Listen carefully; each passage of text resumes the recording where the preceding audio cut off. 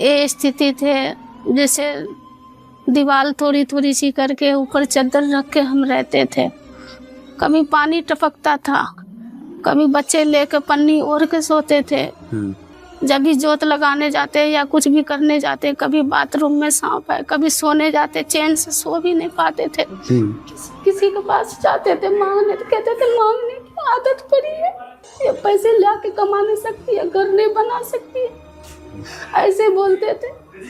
फिर हम जाते नहीं थे, कभी खाते थे कभी नहीं खाते थे। बगजी ठेला चलाते, रिक्शा, इनको पेशाब के रास्ते में दिक्कत हो रही है, तो कभी काम पे जाते हैं कभी नहीं जाते। लेकिन कहते हैं जहाँ सारे रास्ते बंद हो जाते हैं वहाँ परमात्मा कोई ना कोई फरिश्ता भेज ही देता है। इस परिवार के लिए वो फरिश्ता बनकर आए बंदी छोड़ सदगुरु रामपाल जी महाराज।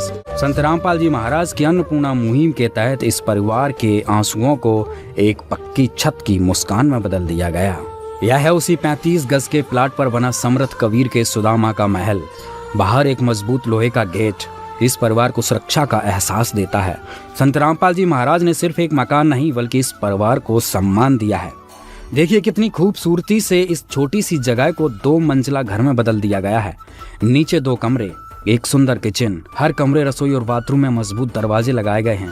ताज़ी हवा और रोशनी के लिए खिड़कियां और रोशनदान बनाए गए हैं और गर्मी से राहत के लिए नए पंखे भी लगाए गए हैं। किचन में पानी का सिंक, सामान रखने के लिए पत्थर की अलमारियां और हर कमरे में प्रॉपर लाइट फिटिंग।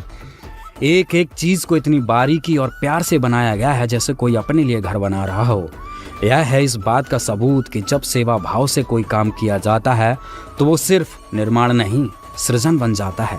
ऊपर एक और हवादार कमरा जिसमें अलमारी बनाई गई है और अटैच टॉयलेट और बाथरूम बनाया गया है। छत पर बच्चों की सुरक्षा के लिए मजबूत रेलिंग और पानी की टंकी, हर जरूरत का ध्यान रखा गया है। संत रामपाल जी महाराज ने यह निश्चय किया है कि इस परिवार को यह महसूस न हो कि यह घर उन्हें मुफ्त में मिला है, बल्कि उन्हें यह लगे कि यह उनका अधिकार है, उनका सम्मान है। अन्नपूर्णा मुहिम की विस्तृत जानकारी के लिए आप अन्नपूर्णा मुहिम YouTube चैनल पर विजिट करें।